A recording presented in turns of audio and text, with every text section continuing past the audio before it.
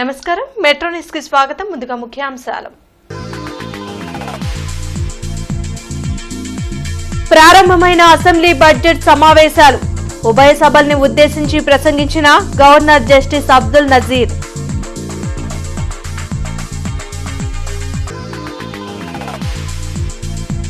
Speaker Ayyanna Patrudu అధ్యక్షతన BAC సమావేశం. మార్చి 19 వరకు బడ్జెట్ సమావేశాలు నిర్వహించాలని నిర్ణయం.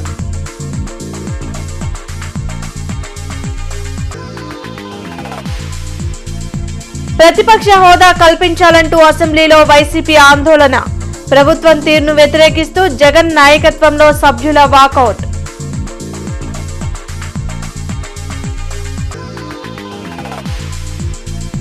మాజీ సీఎం జగన్ తీరుని తప్పుబట్టిన డిప్యూటీ సీఎం పవన్ కళ్యాణ్. 5 ఏళ్లలో వైసీపీకి ప్రతిపక్ష హోదా రాదని ఫిక్స్ అవ్వాలని వెల్లడి.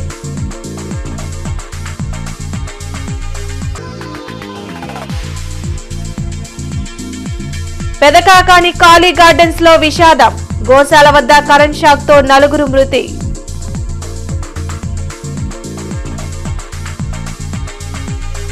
అసెంబ్లీ బడ్జెట్ సమావేశాల ప్రారంభం సందర్భంగా గవర్నర్ జస్టిస్ అబ్దుల్ నజీర్ ఉభయ సభల్ని ఉద్దేశించి ప్రసంగించారు.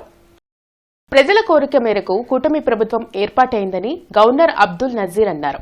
అసెంబ్లీ బడ్జెట్ సమావేశాల సందర్భంగా ఉభయ సభలను ఉద్దేశించి ప్రసంగించారు. గత 5 ఏళ్లలో రాష్ట్రం అనేక ఇబ్బందులకు గురైందని, ప్రజలు అన్ని విధాలా నష్టపోయారని చెప్పారు. సూపర్ 6 పథకాల ద్వారా కూటమి ప్రభుత్వం ప్రజలకు మేలు చేస్తున్నట్లు తెలిపారు. అధికారంలోకి వచ్చిన వెంటనే ల్యాండ్ టైటిలింగ్ యాక్ట్ రద్దు, మెగా డిఎస్సీపై సంతకం, అన్నా క్యాంటీన్లు ఏర్పాటు చేసి పేదల ఆకలిని కూటమి ప్రభుత్వం తీరుస్తున్నట్లు చెప్పారు. రాష్ట్రంలో కూటమి ప్రభుత్వం అధికారంలోకి వచ్చాక తలసరి ఆదాయం పెరిగిందని, ప్రతి నెల 1వ తేదీన ఇంటికి వెళ్లి సామాజిక పింఛన్లు పంపిణీ చేస్తున్నట్లు గవర్నర్ పేర్కొన్నారు. 22 కొత్త విధానాల ద్వారా సుస్థిర వృద్ధికి బాటలు వేసినట్లు చెప్పారు. విశాఖ ఉక్కు పరిరక్షణ, రైల్వే జోన్ హామీలను అమలు చేసినట్లు తెలిపారు. పీపుల్స్ ఫస్ట్ విధానంతో స్వర్ణాంధ్ర సాధనకు సమగ్ర రోడ్ మ్యాప్ ను సీఎం చంద్రబాబు సిద్దం చేసినట్లు వివరించారు. స్థానిక సంస్థలు, నామినేటెడ్ పోస్టుల్లో బీసీలకు 34% రిజర్వేషన్ కల్పించామన్నారు. 2027 నాటికి పోలవరం పూర్తి చేస్తామని గవర్నర్ తన ప్రసంగంలో వెల్లడించారు. In office, my government, under the visionary leadership of Honorable Chief Minister Sri Chandrababu Naidu Garu, has conceptualized Super 6 promises and has steadfastly begun working towards the welfare of the people and the revival of the state, reviving the past glory of brand Andhra.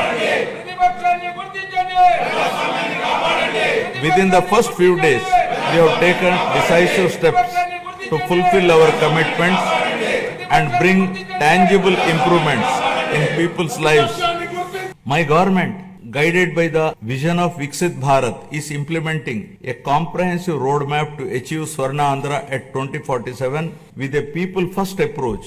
By focusing on a 15% plus growth rate, the state is leveraging its unique inner strengths to become a rupees 308 lakh crore economy with a per capita income of rupees 58 lakhs to become wealthy, healthy and happy, sustainable and most livable society by the year 2047, making 100 years of independent India.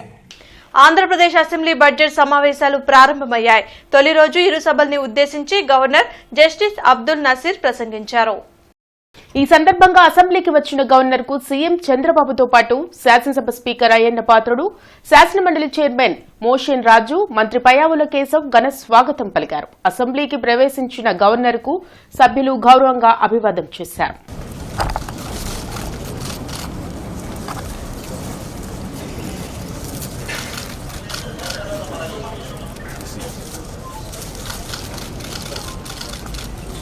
Honorable Governor,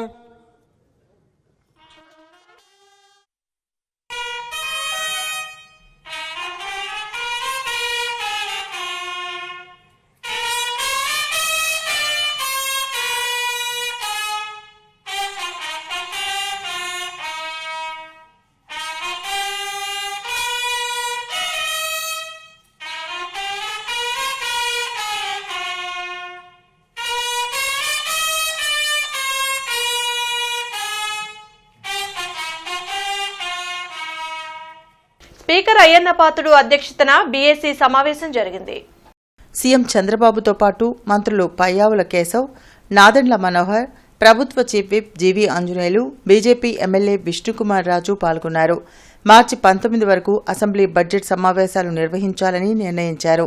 మొత్తం 15 పనిదినాలు ఈ సమావేశాల్లో జరగనున్నాయి. ఈ నెల 28న అసెంబ్లీలో బడ్జెట్ను ప్రభుత్వం ప్రవేశపెట్టనుంది. Assembly budget సమావేశాల ప్రారంభం సందర్భంగా వైసీపీ ఎమ్మెల్యేలు, ఎమ్మెల్సీలు సభకు హాజరయ్యారు. గవర్నర్ ఉభయ సభలను ఉద్దేశించి ప్రసంగిస్తూ ఉండగా తమను ప్రతిపక్షంగా గుర్తించాలంటూ సభలో వైఎస్ జగన్ నేతృత్వంలో నినాదాలు చేశారు. గవర్నర్ ప్రసంగాన్ని కొంతసేపు అడ్డుకున్న వైసీపీ ప్రజాప్రతినిధులు సభ నుంచి వాకౌట్ చేశారు. రాష్ట్రంలో ప్రజలు చాలా ఇబ్బందుల్లో ఉన్నారని, రైతుల సమస్యలపై ప్రభుత్వం నుంచి ఎలాంటి స్పందన లేదని మాజీ మంత్రి బొత్స సత్యనారాయణ వ్యాఖ్యానించారు. వైసీపీకి ప్రతిపక్ష హోదా ఇచ్చే వరకు తమ పోరాటం కొనసాగుతుందని చెప్పారు.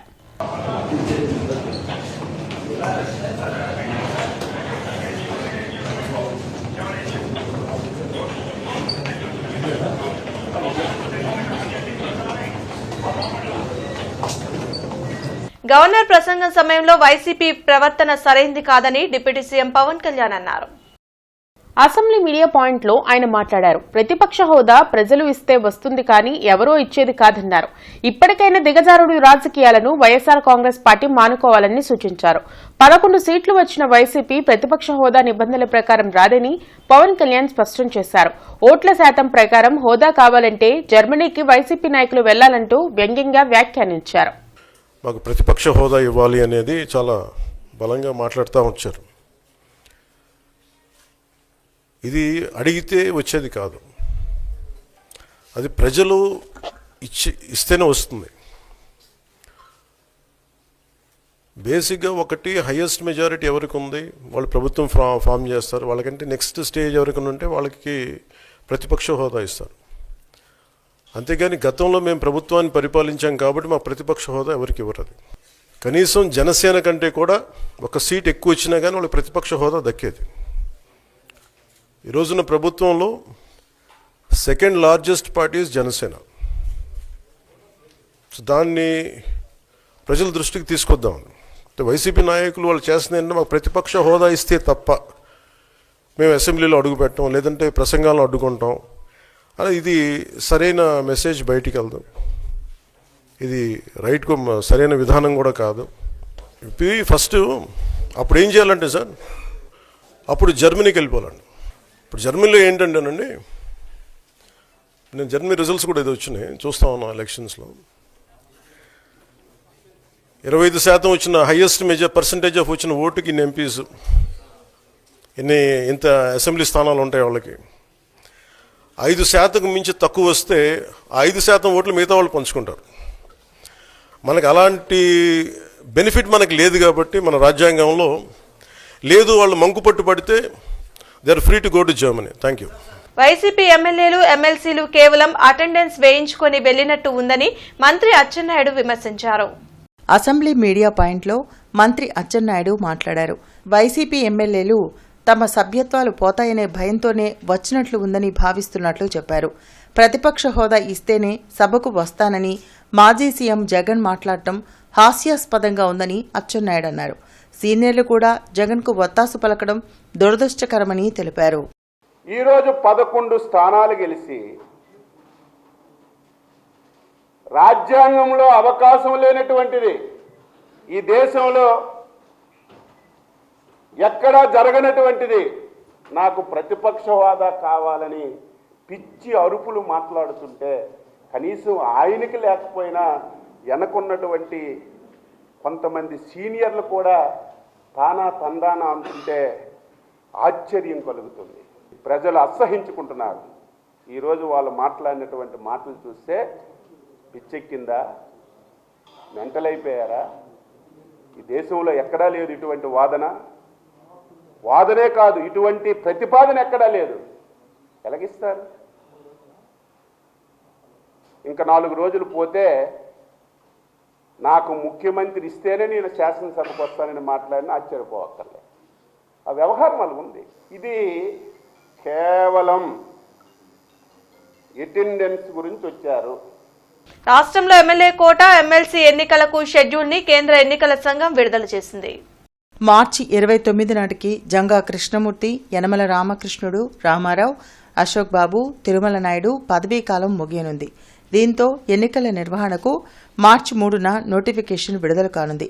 మార్చి 10న నామినేషన్ స్వీకరణ, మార్చి 11న పరిశీలన, మార్చి 13న నామినేషన్ ఉపసంహరణకు గడువు కల్పించింది. మార్చి 20న పోలింగ్ నిర్వహించి అదే రోజు ఓట్ల లెక్కింపును చేపట్టనున్నారు. ప్రజల్ని ఇంకా మభ్యపెట్టాలని మాజీ సీఎం జగన్ చూడడం సిగ్గుచేటని మంత్రి సవిత అన్నారు.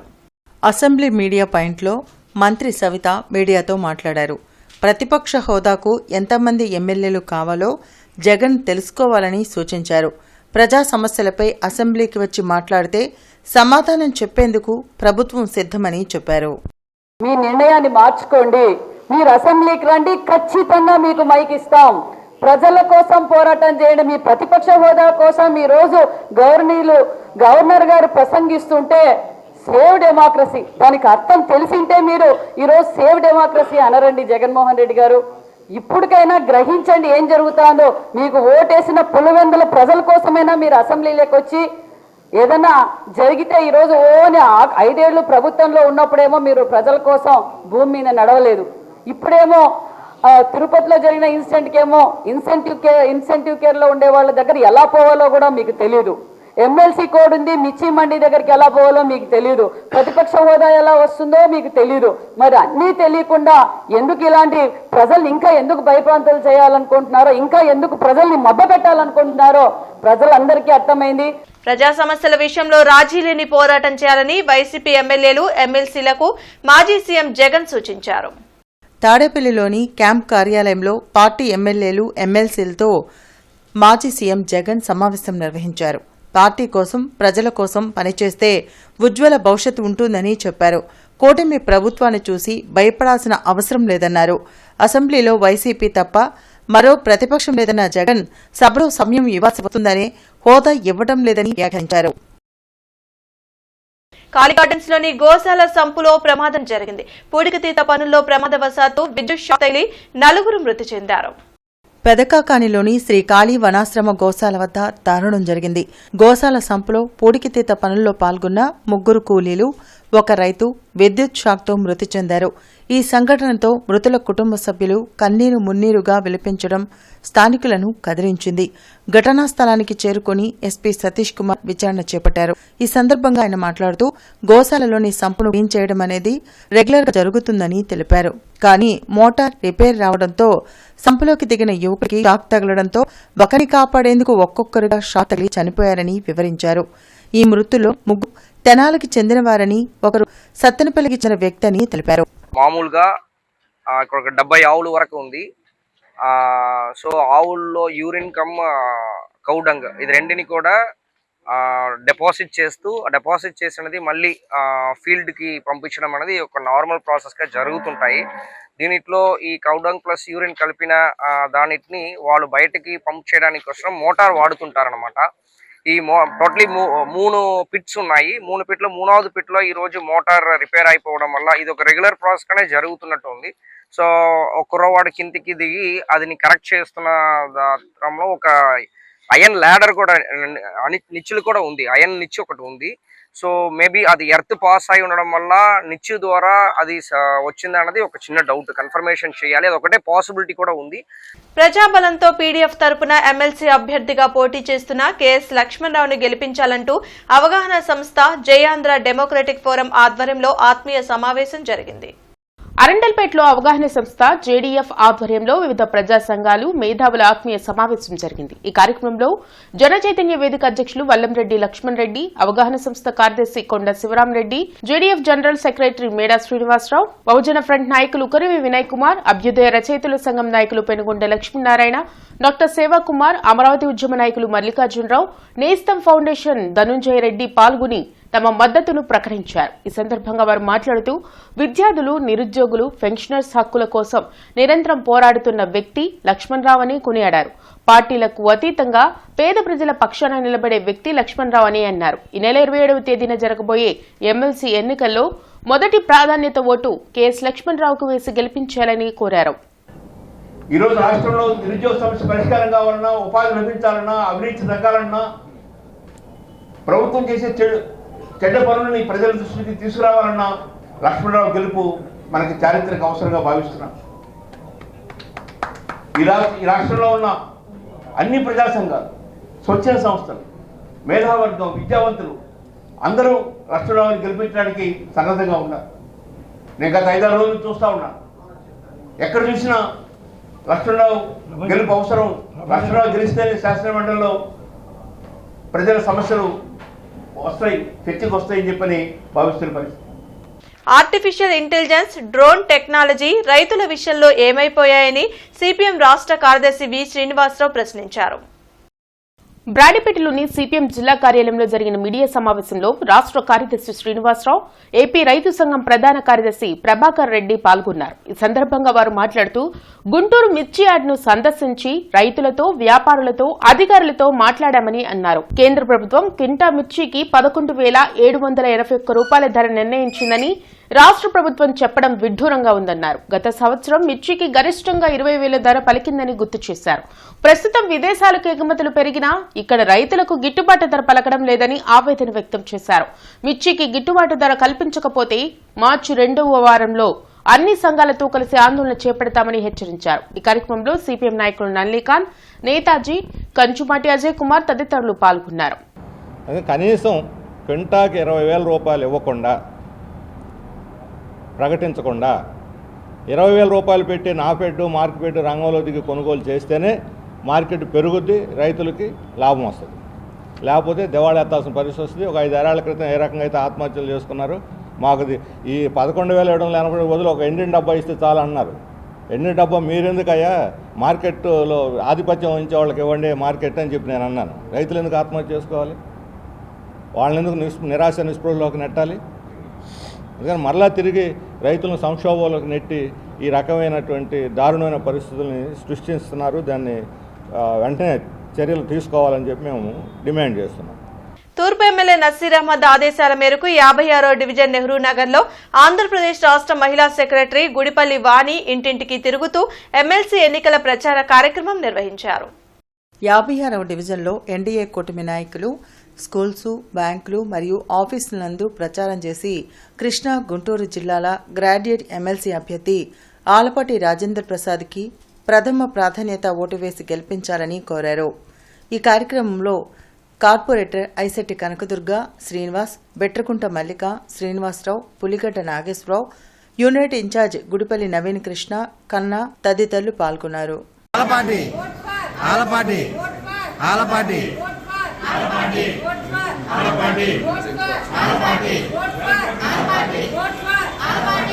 కమిషనర్ పులి శ్రీనివాసులు ఉండవల్లి పంపింగ్ హౌస్ ని పరిశీలించి అధికారులకు తగు ఆదేశాలు జారీ చేశారు.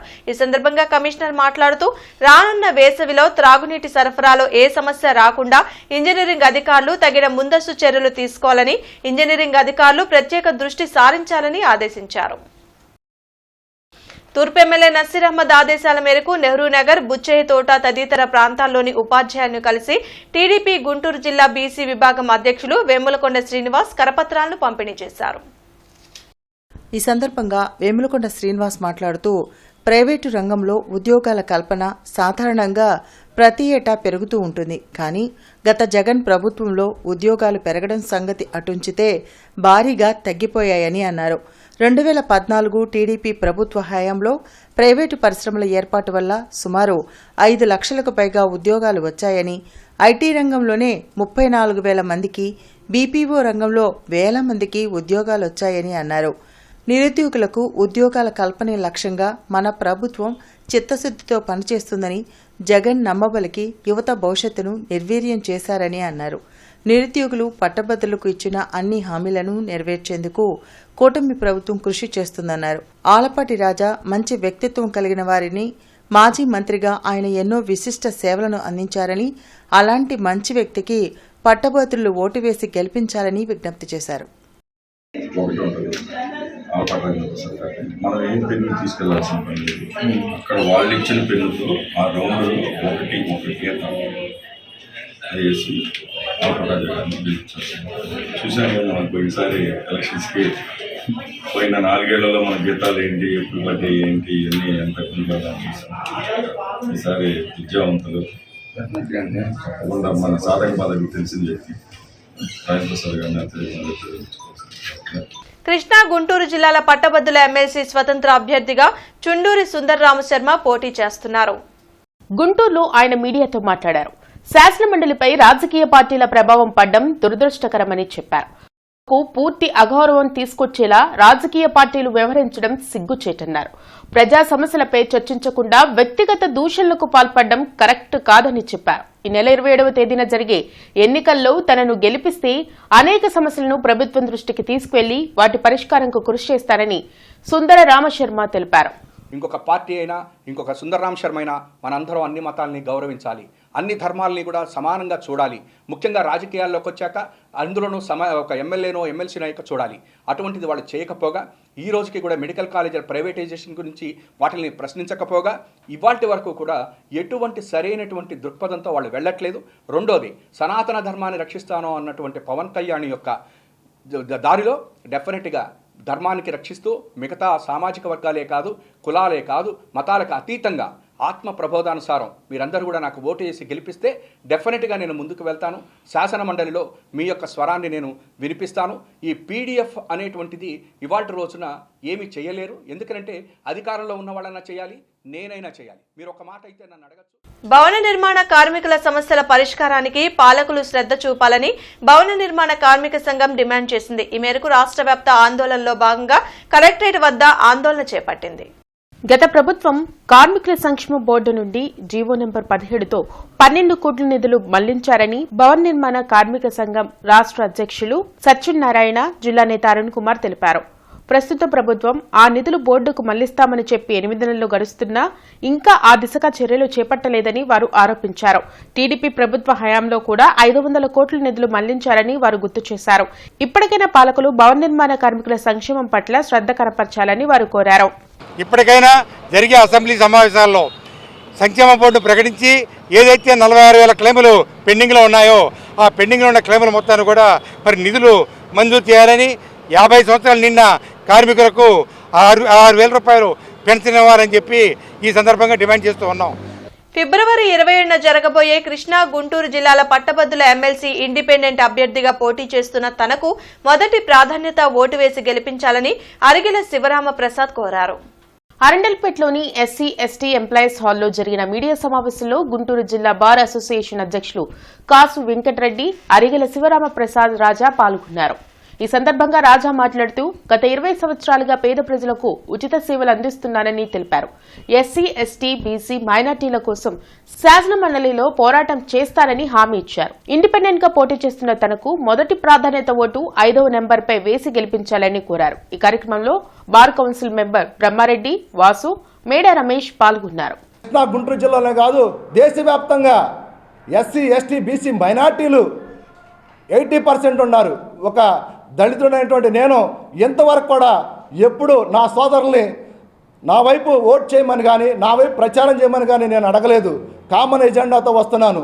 మంచి చేద్దాం, సమాజానికి ఉపయోగపడే విధంగా మనందరి సహకారంతో ఒక మంచి నాయకుడిని ప్రమోట్ చేయవలసిందిగా మిమ్మల్ని అందరినీ సవినయంగా కోరుకుంటున్నాను. రేపు జరగబోయే ఎన్నికల్లో నా సీరియల్ నెంబర్ 5 1పై వేసి అఖండ మెజార్టీ మొదటి ప్రాధాన్యత ఓటు 1 అని ఇచ్చి నన్ను మీరందరూ కూడా ఆశీర్వదిస్తారని చెప్పని సవినయం కోరుకుంటున్నాను. Thank you one and all. Thank you so much. TGPS కళాశాలలో ఈరోజు కళాశాల స్థాయిలో డిగ్రీ, పీజీ విద్యార్థులకు స్పోర్ట్స్ మరియు గేమ్స్ వంటివి నిర్వహించడం జరిగిందని కళాశాల వ్యాయామ అధ్యాపకులు పి శివాజీ తెలిపారు. ఈ సందర్భంగా అనితాదేవి మాట్లాడుతూ కళాశాల స్థాయిలో ప్రతి ఒక్క విద్యార్థి తమకు ఇష్టమైన క్రీడారంగంలో పాల్గొని వచ్చిన అవకాశాన్ని వినియోగించుకొని కళాశాల స్థాయి నుండి అంతర్జాతీయ స్థాయి దాకా క్రీడారంగంలో రాణించాలని కళాశాల ప్రిన్సిపాల్ డాక్టర్ ఎస్ అనితాదేవి పేర్కొన్నారు. పోటీల్లోని విజేతలకు కళాశాల వార్షికోత్సవం రోజు బహుమతులు అందించడం జరుగుతుందని తెలిపారు. విద్యార్థులు అన్ని రంగాలలో రాణించే లక్ష్యంతో ఇటువంటి క్రీడా కార్యక్రమాలు నిర్వహించడం జరుగుతుందని కళాశాల సెక్రటరీ మరియు కరస్పాండెంట్ కెవి బ్రహ్మం తెలిపారు. ఈ కార్యక్రమంలో sports conveners doctor U Ravikumar, doctor JV Sudheer Kumar, major P Kumar Raja, doctor DV Chandrasekhar, doctor VVHK Sastry తదితరులు పాల్గొన్నారు.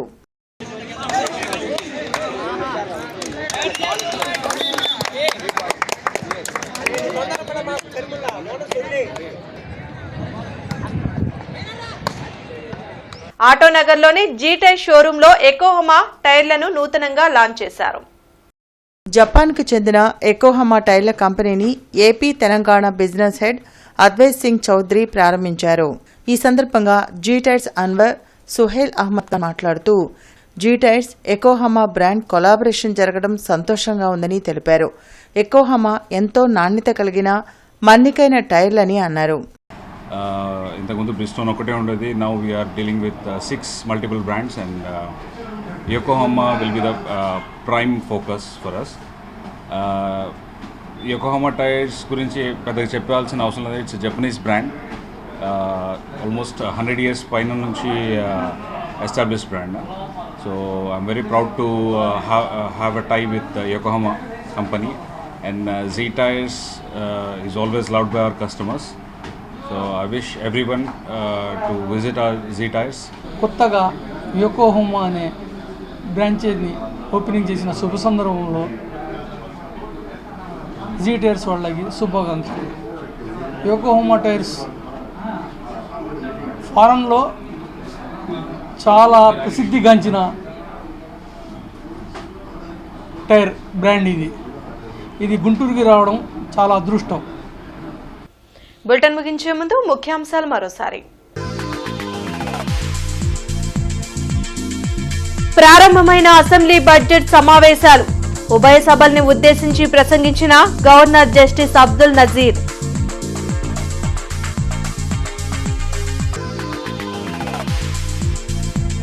స్పీకర్ అయ్యన్న పాత్రుడు అధ్యక్షతన బీఏసీ సమావేశం. మార్చి 19 వరకు బడ్జెట్ సమావేశాలు నిర్వహించాలని నిర్ణయం.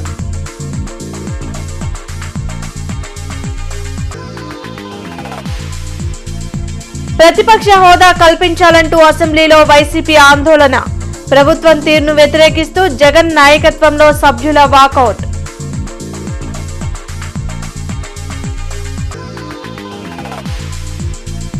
మాజీ సీఎం జగన్ తీరుని తప్పుబట్టిన డిప్యూటీ సీఎం పవన్ కళ్యాణ్. 5 ఏళ్లలో వైసీపీకి ప్రతిపక్ష హోదా రాదని ఫిక్స్ అవ్వాలని వెల్లడి.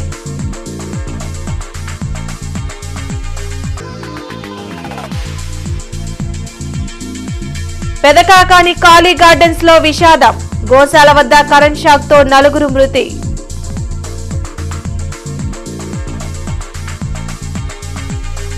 ఈ వార్తలు ఇంతటితో సమాప్తం. నమస్కారం.